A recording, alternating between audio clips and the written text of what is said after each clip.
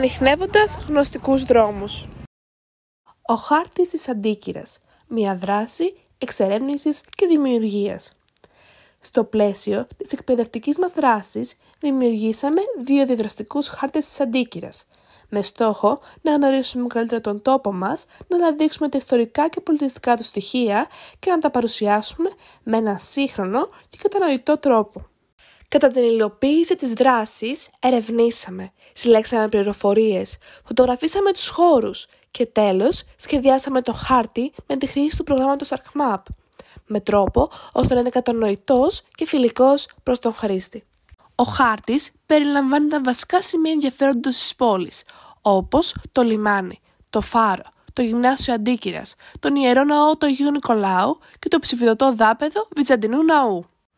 Επιπλέον, επισημάναμε βασικές οδικές αρτηρίες και άλλες σημαντικές τοποθεσίες που βοηθούν στον προσανατολισμό και στην καλύτερη κατανόηση της περιοχής. Ο χάρτης συνοδεύεται από υπόμνημα και ένα μικρό χάρτη τοπισμού της Αντίκυρας στην ευρύτερη γεωγραφική περιοχή. Στον δεύτερο χάρτη ενσωματώσαμε φωτογραφίες που απεικονίζουν χαρακτηριστικά σημεία της Αντίκυρας, προσφέροντας στον θεατή μια πιο άμεση και ζωντανή εικόνα του τόπου, αλλά και σύντομες πληροφορίες για τα σημεία αυτά. Με τον χάρτη αυτό, όχι μόνο μάθαμε περισσότερο για την Αντίκυρα, αλλά παράλληλα αναπτύξαμε δεξιότητες συνεργασίας, έρευνας και δημιουργικής παρουσίασης, αλλά και γεωπληροφορικής.